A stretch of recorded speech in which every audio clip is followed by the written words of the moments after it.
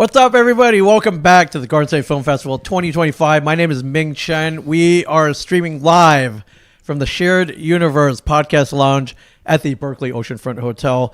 We have taken over the entire city of Asbury Park, ladies and gentlemen. If you come down here, you're going to see that everyone's going to the Garden State Film Festival. So why aren't you here? Get down here. Go to gsff.org to check out the schedule. You can get tickets there, or you can buy them in person at the Berkeley Hotel. There's a table down here. The lines are still short. You can catch one film. You can catch them all. It doesn't matter. But until then, what I want to do is talk to all the amazing filmmakers, chronicle all the amazing films, and tell everybody where they're at. And I have two amazing filmmakers here. I'm going to start over here. Could you please introduce yourself? Hi, Ming. Thanks so much for having us today. Thank you so much. Hi, everybody. I'm Dr. Denise Wunderler, and I'm the founder and president of the nonprofit Team Vienna for SUDC Awareness. Vienna's my daughter, and I'm an executive producer and co-producer, getting used to this, on our film, Vienna Suddenly an Angel. You got titles. More titles. I do more titles, which this is all very new to me. Yeah, enjoy them, though. It's amazing. They're well-earned for sure. Thank you. And please introduce yourself. Yeah, hey everyone, thanks for having us. And my name is Marco Albrecht. I'm a producer and director on Vienna Suddenly an Angel, and I'll give my hats off to our multi-talented force of nature who made this all happen, Dr. Wunderler.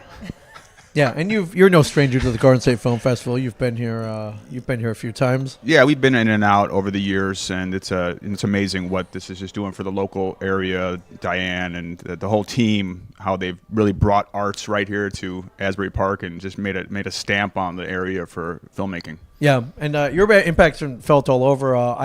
I was going into the studio one day over at Bellworks, where we have a studio, and I found a packet in there, and you left us an official invitation to the screening of Vienna Suddenly an Angel. When and where is the screening?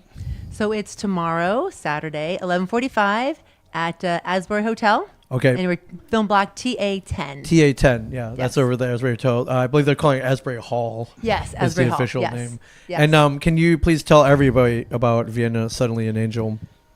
Yeah, so really this is a true labor of love for all of us. So it started with the death of my youngest daughter, Vienna, where she was almost 3 years old and fell asleep watching TV and stopped breathing. And this happened in our home when we lived in Homedale, New Jersey on November 12th, 2017.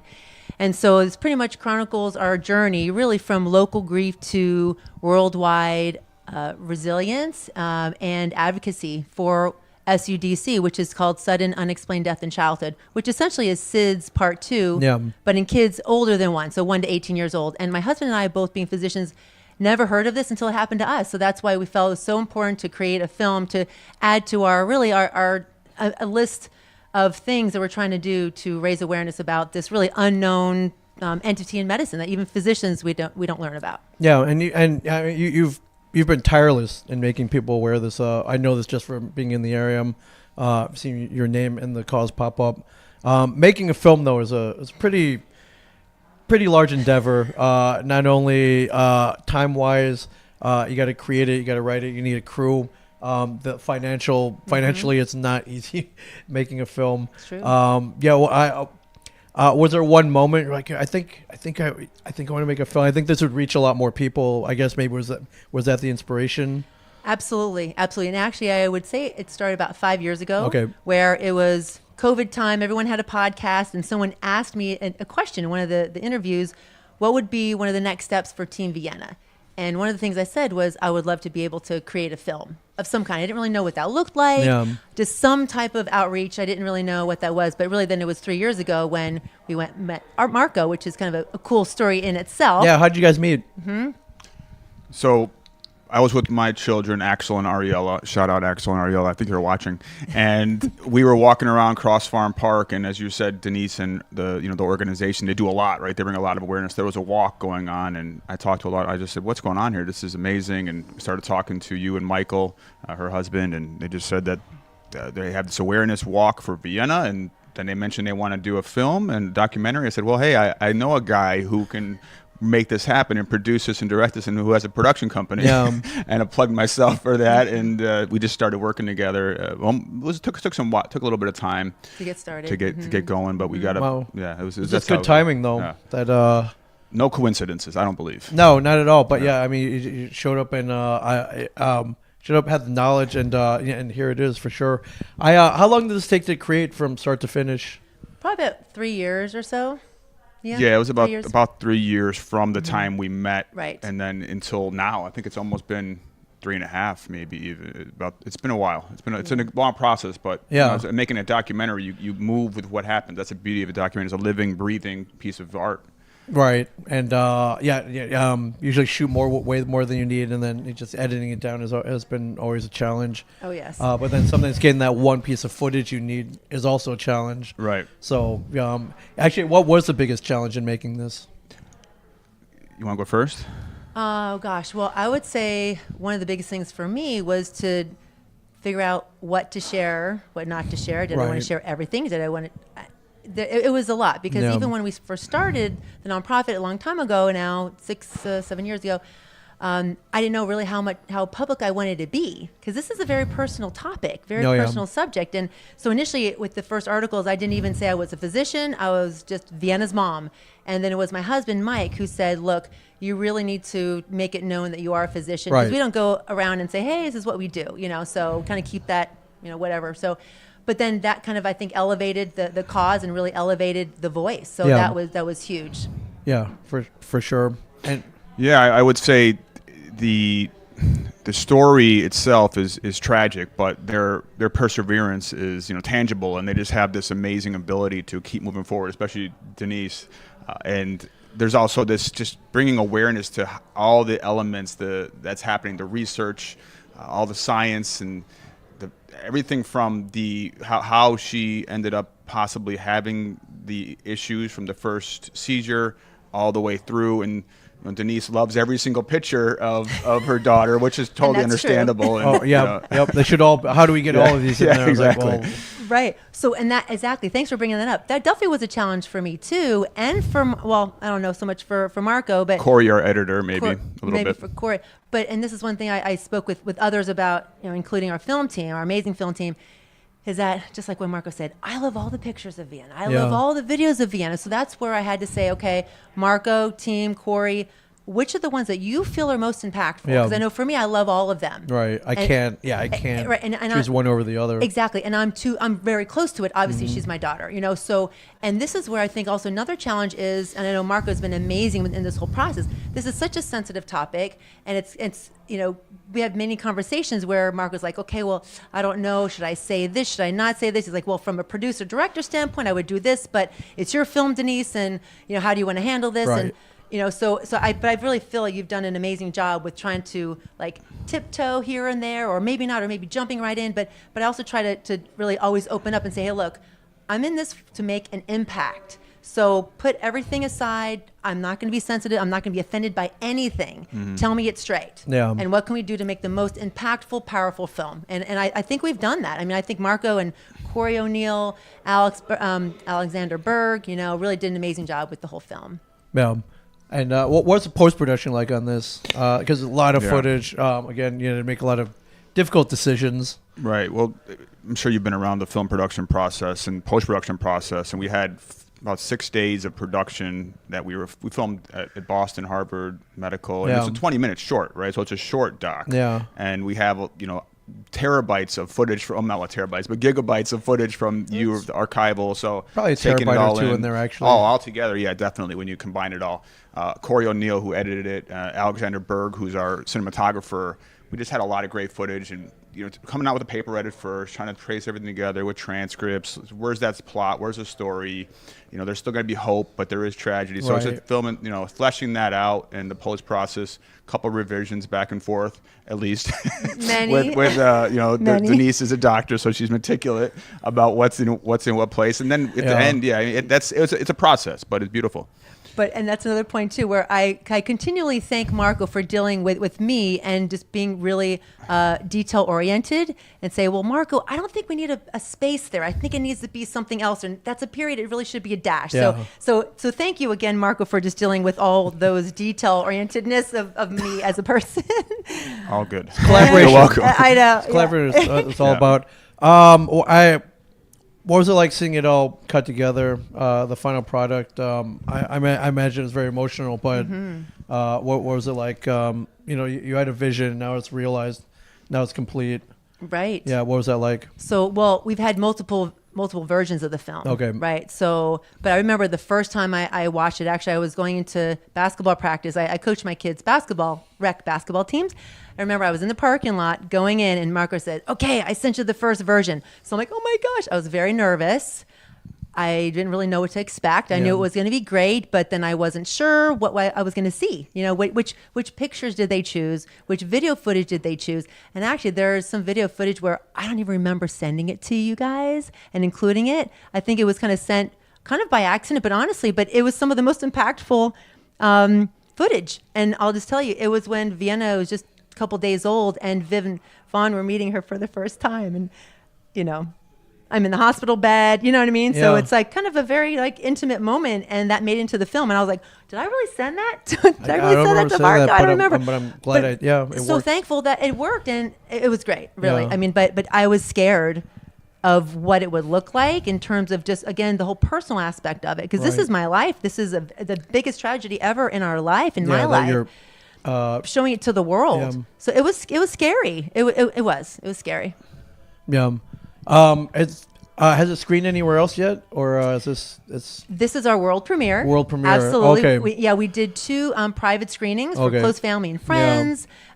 One in Jersey and also one in Pennsylvania, so that my 86-year-old parents can see that at their local Roxy Theater. So Yeah. but this is our first public screening. Wow. Very Okay. excited. It's big.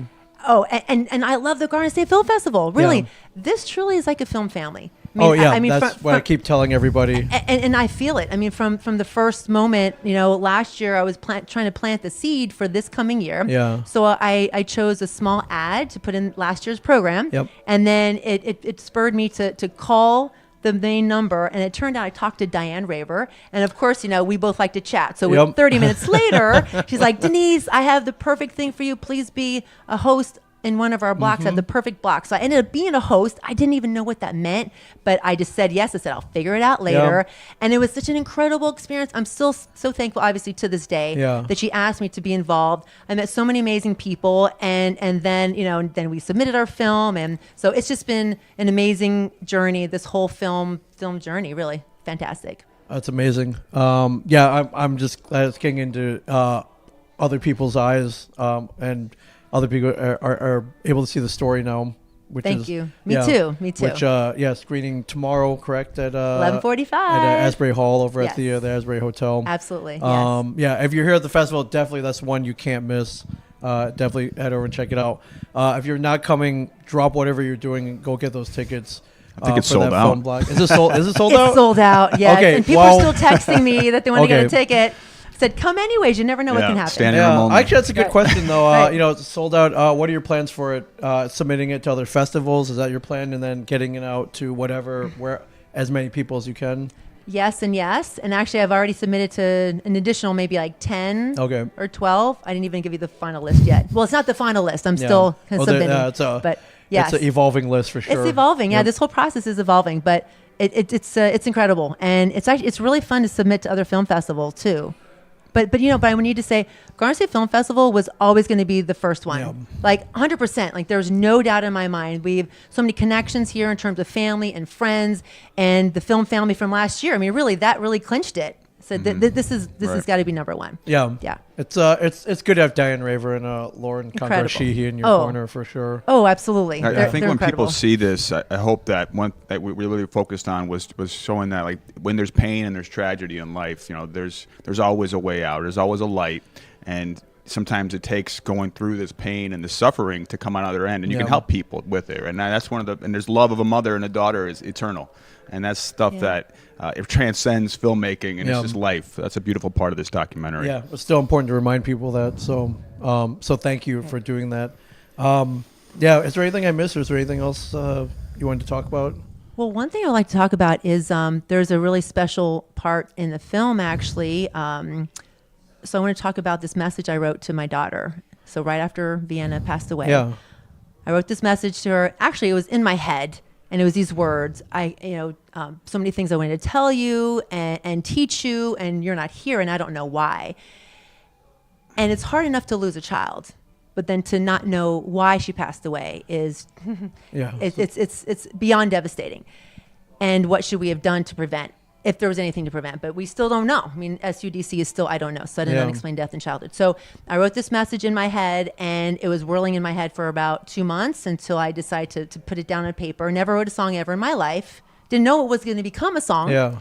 Wrote what looked like verses and a chorus, and then set it aside for a few months, and then just sent it to essentially Vienna and my kids, all my kids' favorite musician, Ray Anderson in Jersey. Yeah.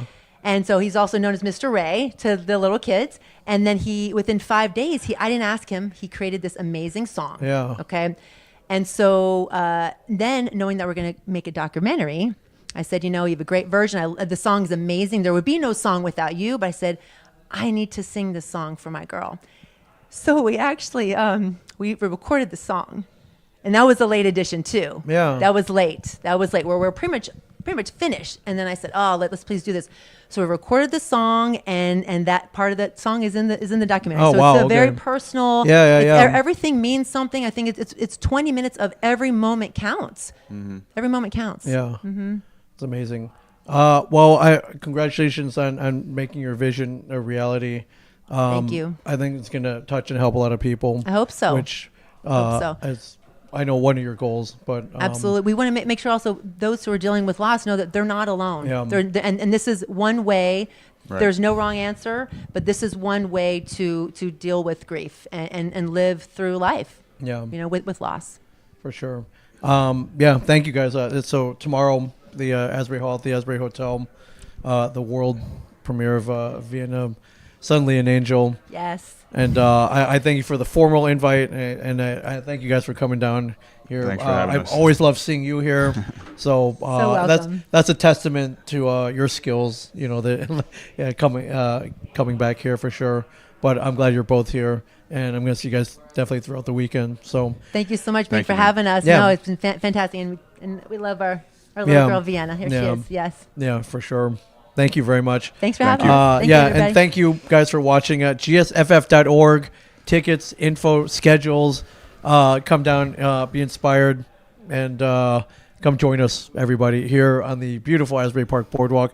I think it's supposed to be like 80 degrees tomorrow. Come on down. That's what I heard. Come on down. Get out of your house. Come on down. Go catch the sun. Come watch some films. Go out, catch some more sun. Come hang out with us.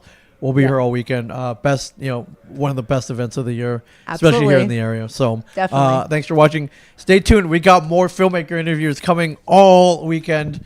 Hopefully you're not sick of me, but come Never. on. Never. Thank Never. you. Ming, you're the Thanks, man. best. Never. Thank you guys so much. Thank you. gsff.org. We'll see you guys in a second. Thank you.